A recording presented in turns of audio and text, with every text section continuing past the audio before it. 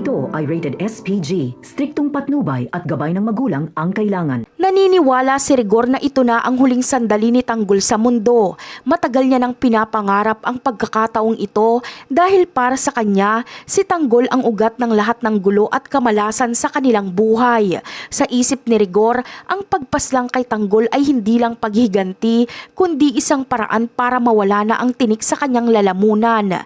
Nakahanda na ang lahat at tila pabor sa kanya ang pagkakataon dahil kasama niya si Santino na isa ring gustong maghiganti kay Tanggol. Subalit sa gitna ng tensyon, unti-unting magbabago ang ihip ng hangin dahil sa mga naging pahayag ni Tanggol.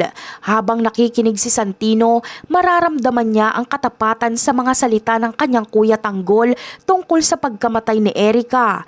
Napagtanto ni Santino na wala talagang kinalaman si Tanggol sa krimen at biktima lang din ito ng maling paratang. Dahil dito, nagpasya si Santino na itigil na ang anumang balak na pananakit at mas pinili niyang maniwala sa katotohanang inilatag sa kanya ni Tanggol. Ngunit kahit nagbago na ang isip ni Santino, nananatiling matigas ang loob ni Rigor at ayaw niyang magpaawat sa kanyang masamang balak. Para kay Rigor, hindi mahalaga kung nagsasabi ng totoo si Tanggol dahil ang mahalaga lang sa kanya ay mawala na ito sa landas nila habang buhay.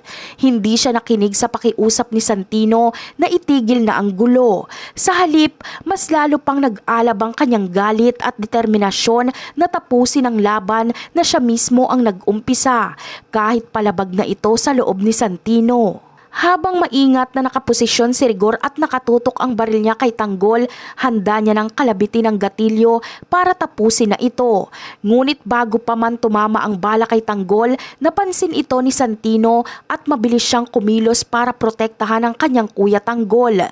Sa isang iglap, hinarangan ni Santino ang bala na para sana kay Tanggol. Ang putok ng baril ay bumasag sa katahimikan at ang katawan ni Santino ang sumalo sa bagsik ng bala na binitawan ng sarili niyang ama. Dito na bumagsak ang mundo ni Rigor nang makita niyang ang sarili niyang anak ang bumagsak at nakahandusay sa lupa. Ang matinding galit na nararamdaman niya kanina ay napalitan ng labis na pagsisisi at pangungulila dahil siya mismo ang naging mitya ng buhay ni Santino.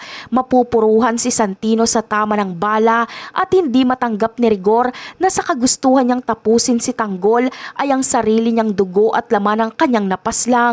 Ang plano niyang paghihiganti ay nauwi sa isang malaking trahedya na habang buhay na magpapahirap sa kanyang konsensya. At yan ang aabangan natin. Bye!